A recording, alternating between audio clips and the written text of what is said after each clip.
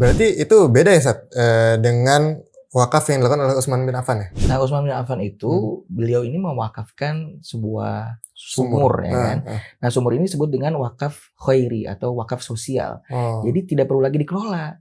Dia langsung memberikan manfaat untuk masyarakat. Oh, jadi nggak usah dikelola, udah otomatis. Kalau yang Umar ini wakafnya dikelola dulu. Jadi masyarakat ini akan menerima manfaatnya dari hasil pengelolaan. Karena harus ditanam dulu gitu ya. Tetapi yang persamaannya adalah sumber wakafnya atau ainul wakafnya, harta wakafnya itu tidak boleh hilang. Sumurnya nggak boleh hilang tuh karena sudah diwakafkan sama Utsman. Sumurnya selalu dijaga oleh si nazir. Nanti kalau dia menunjuk seorang nazir. Begitupun juga dengan Umar bin Khattab. Kalau dia menunjuk seorang nazir, maka si nazir ini dia harus menjaga agar tanah itu tidak hilang dan dia terus memberikan manfaat dengan pengembangannya. Assalamualaikum warahmatullahi wabarakatuh. Insyaallah Ika di Kota Bogor siap menemani hari-hari Anda dengan video-video inspiratif, tausiah dan penuh hikmah setiap hari menjelang berbuka puasa.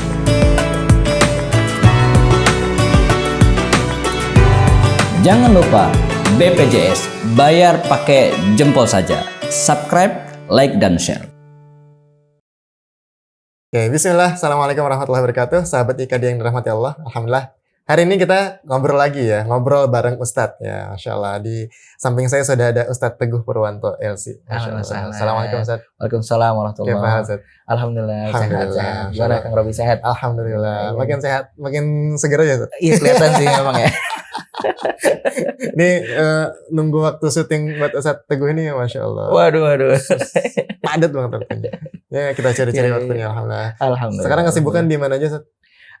Saya banyak di lembaga yang menyalurkan bantuan-bantuan ya. Salah satunya juga ada lembaga wakaf di salah satu lembaga yang ada di Jakarta. Gitu. Jadi lembaga ini sudah mendapatkan izin pengelolaan wakaf uang dan juga memiliki nazir wakaf yang sudah bersertifikat BNSP. Gitu. Masya Allah. Wah, ini mantap nih, berarti kita bahas tentang wakafnya ya. Boleh. Karena gini Ustadz, kayak banyak orang yang masih bingung membedakan antara, kan biasanya ini ada zakat, infak, sedekah. Nah, jarang yang dibahas tuh tentang wakaf. Padahal kan sebenarnya ziswaf gitu ya. Iya ziswaf ya. Padahal kan yang banyak Anda dengar tuh bahwa sedekahun jariyah itu maksudnya adalah wakaf ya. Karena itu yang produktif dan sebagainya. Itu mungkin apa sih Ustadz bedanya wakaf dan sedekah biasa dan sebagainya gitu? Iya, sebenarnya kan zakat, sedekah, wakaf itu adalah bentuk penyisihan harta, ya kan?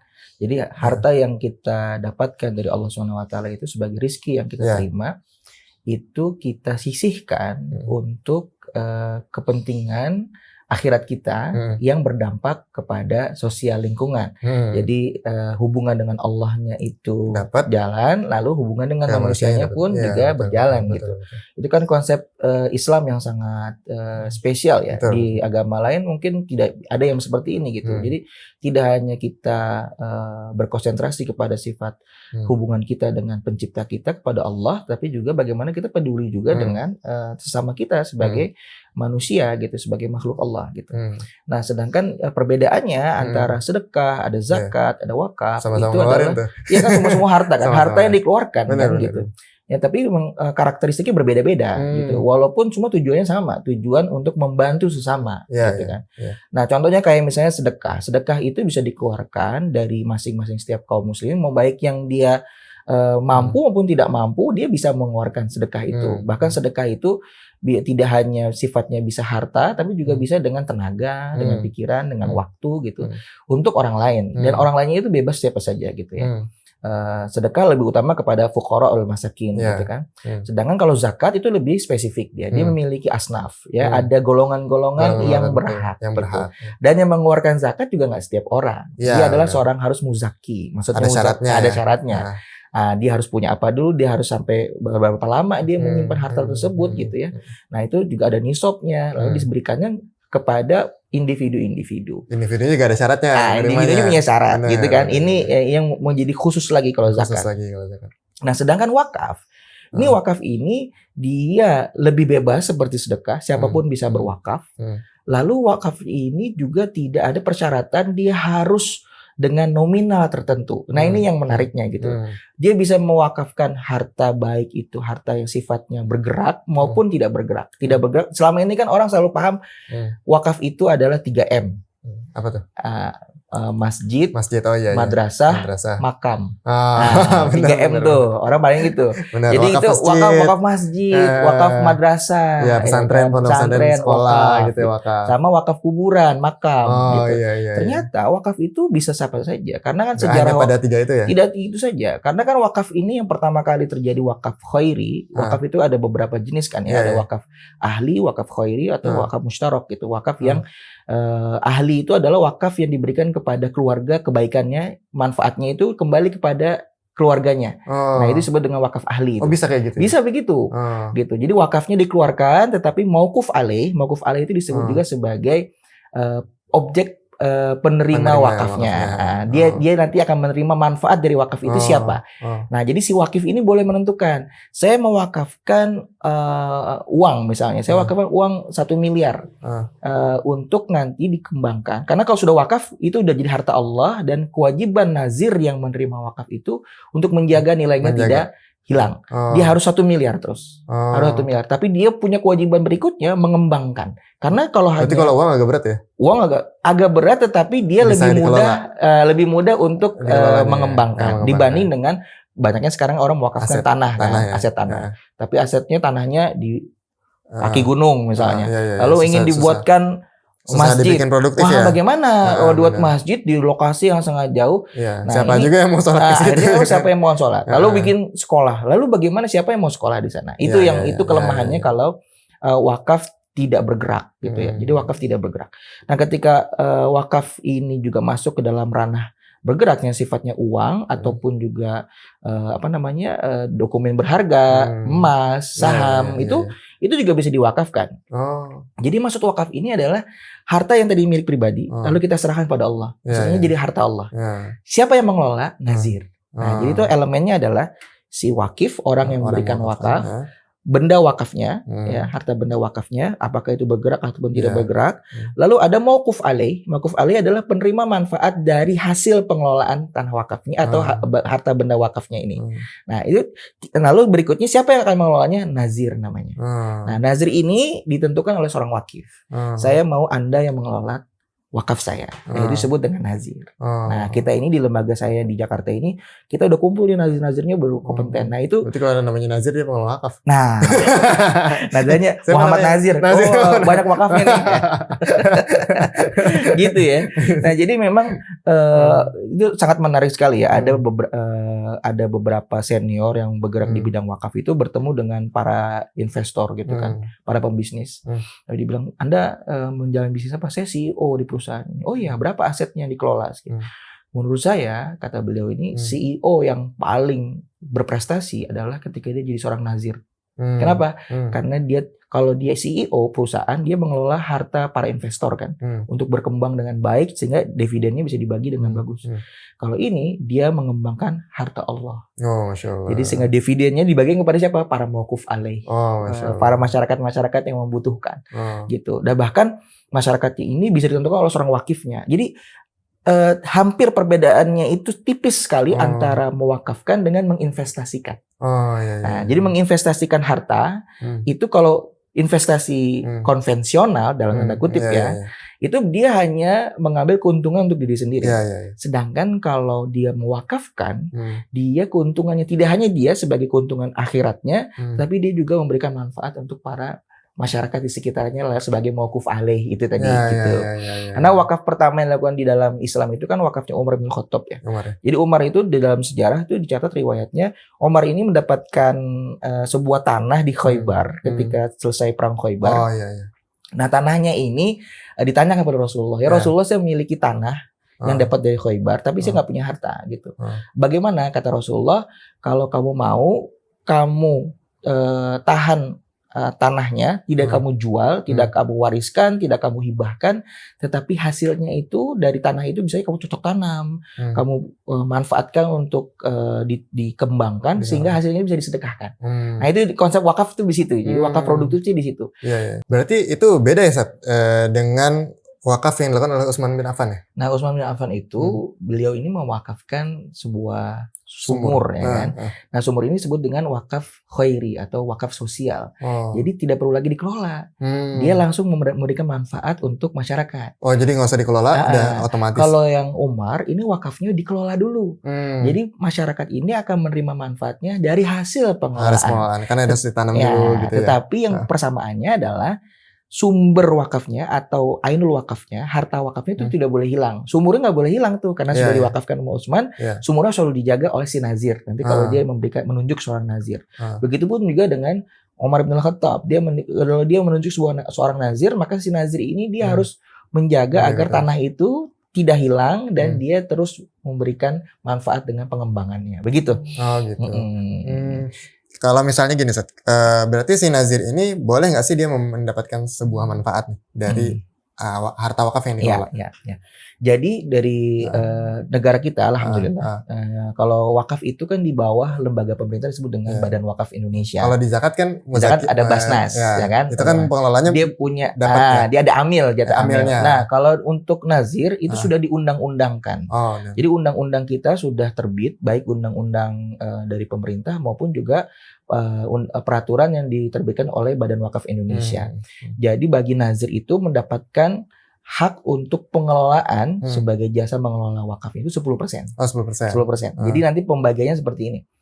Ketika sebuah wakaf itu dikelola, maka 100% hasil pengelolaan wakafnya itu terbagi menjadi 60, 10, berarti sudah 70 ya. 70. Nanti 30-nya ini 30%nya itu boleh langsung untuk pengembangan wakaf berikutnya. Jadi apakah untuk marketing ataukah untuk dikembangkan lagi gitu. Lalu 10%-nya hak untuk nazir, 60%-nya untuk mauquf alaih. Mauquf alaih adalah orang-orang yang ditentukan oleh si wakif. Boleh kalau wakifnya menentukan. Jadi wakif itu boleh menentukan mauquf alaihnya.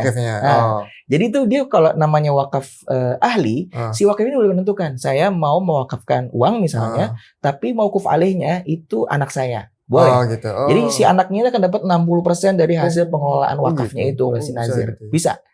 Untuk istri saya boleh, untuk orang tua saya boleh. Tapi kalau dia tidak menentukan, contohnya dia nggak mau keluarga deh, saya mau untuk anak-anak pesantren di pesantren itu, misalnya, berarti semua akan 60% dapatnya ke situ. Si nazir wajib memberikan laporan 60% hasilnya 100% berapa, 60% lari ke mauquf alaih. Nah itu menariknya di wakaf itu, berbeda dengan zakat dan sedekah tadi kan. Lalu yang lebih menarik poin kedua adalah wakaf ini sifatnya bisa wakaf mu'abbad yang sifatnya adalah selamanya, ada wakaf temporer.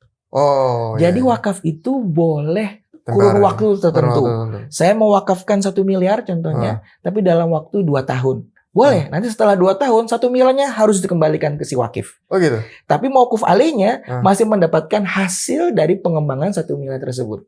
Gitu. Jatuhnya kayak investasi, betul. Apalagi ada 30% tadi hasilnya untuk pengembangan wakaf. Nanti akhirnya 1 miliarnya kembali, tetapi dia masih terus berkembang karena ada 30%-nya itu. Yang dia hasil dari pengembangan 1 miliarnya itu masih terus berjalan. Begitu. Boleh kayak gitu ya? Boleh, gitu. Itu sudah itu memang pahalanya tetap ngalir dong.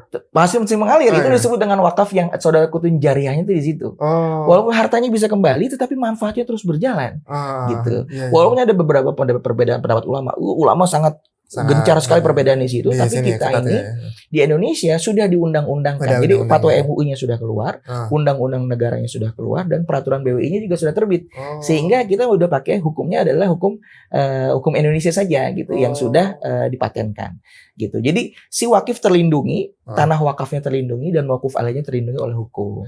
Kalau misalnya seburuk-buruknya, ternyata dia wakafkan 1 miliar. Terus ternyata hasil dikelola itu ternyata ibaratnya gini lah. Hilang, turun. Itu nah itu salah satu syarat nazir harus memiliki sertifikat kompeten, dia sudah bisa memprediksi bahwa ada namanya risk covering. Ada risiko dong. Kalau kita menerima wakaf, itu kita menerima risiko. Yaitu risiko bisa mengelola atau tidaknya. Nah, itu punya kajian tuh seorang nazir. Ketika kajiannya menyatakan, wah ternyata yang diinginkan oleh wakif tidak bisa nih kalau di manajemen kita. Kita kasih usulan ke wakif, kalau mau kita kelola, tapi usulnya begini, disetujui oleh si wakif, berjalan. Ternyata wakif tidak setuju, maka sebaiknya bagi nazir yang tidak mampu untuk mengelola itu, dia berhak menolak. Tetapi kalau untuk wakaf uang, itu si nazir yang sudah berkompeten ini, dia punya kalkulasi tadi. Dan dia punya risk covering tadi, yang mengcover resikonya. Apakah sama dia itu diasuransikan ke lembaga penjamin syariah? Kan sekarang ada lembaga penjamin syariah. Nah, jadi lembaga penjamin syariah ini ketika nanti harta itu hilang, itu diganti oleh lembaga penjamin. Jadi si wakif ini masih aman dari harta wakafnya. Tetap aman. Tapi kalau misalnya nggak ada itu, ya udah hilang aja gitu. Nggak boleh. Itu tanggung jawab nazir. Nazir harus mengembalikan. Oh, nggak boleh. Jadi tanggung jawab nazir. Tetap harus mau nggak mau. Makanya si nazir tuh ketika menerima harta wakaf, saya punya aset apa ya yang dia untuk mengcover kalau bisnisnya ini tidak berjalan. Betul, makanya tidak sembarangan kita nunjuk nazir. Dan itulah kenapa BWI sekarang melakukan pelatihan-pelatihan untuk para nazir agar bisa mendapat sertifikasi. Sehingga ketika mengelola aset-aset wakaf yang besar di Indonesia ini, dia aset wakafnya bisa terjaga. Dan kepercayaan umat terhadap wakaf itu semakin meningkat dan menyelesaikan solusi-solusi sosial kita. Jadi gitu. Ini bisa jadi, ini kan banyak orang belum teredukasi soalnya. Ini baru tahu. Betul. Jadi berarti ya ibaratnya kalau Anda punya duit 1M atau 10M ya udah. Jangan 1M, 10M. 1 juta, 2 juta boleh. 100 ribu, 200 ribu boleh. Bisa. 50 ribu boleh. Maksudnya dia yang kayak tadi tuh, dia katanya setahun lagi balik gitu. Boleh. Bisa aja gitu ya. Satu tahun dia pertama kalau untuk wakaf temporer, dia minimal 1 juta. Kalau temporer. Lalu waktunya 1 tahun. 1 tahun. Nah, tapi dia harus 1 juta dulu. Karena orang yang mewakafkan di lembaga nazir yang kompeten, dia akan dapat sertifikat wakaf nanti. Oh, gitu. Tapi kalau misalnya uang 1 juta, dia dapat sertifikat 1 juta. Kalau itu temporer, dia disebutkan akan kembali kapan. Ya, walaupun itu benefit profitnya bukan dari sisi bisnis ya, tapi dari sisi pahala di akhirat buat si wakifnya. Buat si wakifnya ya itu. Cuman dia bisa memberikan manfaat untuk orang-orang yang dia tentukan. Iya. Beda kalau dia invest sekian, ya dia dapat profit secara dunia saja gitu. Wow. Menarik ya. Menarik sekali. Menarik. Masya Allah. Jadi memang mungkin secara Anda pernah dapat gambaran tuh kalau sedekah itu ibaratnya langsung katanya dapat pahalanya saat diberikan. Tapi katanya kalau zakat itu, kalau wakaf itu baru dapat pahalanya setelah itu bergulir gitu. Benar nggak sih kalau kayak gitu? Bahkan wakaf double tuh. Dia ketika mengeluarkan sudah dapat pahalanya, lalu ketika bergulir pahalanya naik lagi. Jadi wakaf itu masya Allah. Wakaf itu ibaratnya apa ya? Double bonus lah ibaratnya gitu. Dia dengan menyisihkan saja sudah berpahala. Baik itu jalan ataupun tidak jalan ya, karena jalan tidak jalannya itu bukan tanggung jawab wakif, tapi dia tanggung jawabnya nazir. Nazir tadi. Nah ini tinggal masalahnya nazirnya mau nanggung dosa apa enggak, gitu. Dia terima lahan wakaf misalnya, terima harta wakaf, lalu dia tidak bisa kembangkan, itu kena dosa tuh. Kenapa dosanya? Dan karena banyak sekali konflik di situ ya. Betul, di situ kan banyak terjadi kasus kan. Sulit harta benda wakafnya dikembangkan karena si nazir tidak memiliki perhitungan ketika menerima wakaf tersebut. Jadi sebaiknya ketika ada orang ingin mewakafkan, jangan langsung diterima, tapi dianalisa dulu. Pertama keinginannya untuk wakaf apa, lalu itu lokasi misalnya kalau tanah di mana, terus kalau misalnya harta uang nanti uangnya mau dikembangkan di sektor apa, nah itu juga harus kita kaji oleh seorang nazir. Berarti inilah yang sebenarnya membedakan antara sedekah dan wakaf tadi ya. Kalau sedekah berarti ya udahlah langsung keluarin. Langsung habis langsung. Iya, kalau mau wakaf tuh siapa dulu nih yang mau itu ada proses itu ya. Walaupun secara hasil pahalanya tadi ya lebih Masya Allah. Berlipat-lipat terus berjalan. Ya, begitu. Berarti case-nya Umar bin Khattab tadi itu masih ada itunya? Saya nggak tahu riwayatnya terakhirnya bagaimana yang di Khaybar itu secara sejarah, tetapi itu Rasulullah mengatakan tidak diwariskan, tidak boleh dijual belikan, gitu. Apalagi dihibahkan, tidak bisa. Jadi masih ada harusnya. Masih ada. Kalau misalnya case-nya Sumur Utsman kan sumurnya udah sumur tapi sudah kering kan ke Utsman itu tidak hanya sumur loh. Saya kalau kita ke Madinah itu ada hotel dari hasil itu wakaf. Dibuatin hotel. Nah itu yang pengembangannya di situ tuh. Iya. Gitu. Jadi tetap ngalir sampai sekarang, walaupun mungkin bentuknya bukan sumur lagi gitu. Iya. Oh, Masya Allah. Ya, tertarik ya kita ya untuk luar biasa. Ya kita berwakaf menjadi wakif dan kita juga mengedukasi masyarakat gitu ya. Masya Allah. Berarti ini kalau teman-teman mau wakaf bisa hubungin Tua Ustadz Teguh. Bisa, insya Allah. Salam ya. Nanti kontaknya ke Kang Robi nih. Boleh. Masya Allah, ini obrolannya sangat daging banget ini. Iya, daging ya. Kalau ini masih itu. Oke teman-teman, insya Allah kita akan ketemu lagi di podcast Ngobrol Bareng Ustadz episode berikutnya insya Allah. Kapan Iman kita ngobrol lagi Ustadz? Insya Allah. Masya Allah nih, ini banyak dapat insight baru. Sampai ketemu Ustadz, sekarang jazakallah khair sudah hadir ke sini. Teman-teman sampai ketemu di Ngobrol Bareng Ustadz episode berikutnya. Assalamualaikum warahmatullahi wabarakatuh. IKADI Kota Bogor, merajut ukhuwah, menyemai dakwah di bumi Nusantara.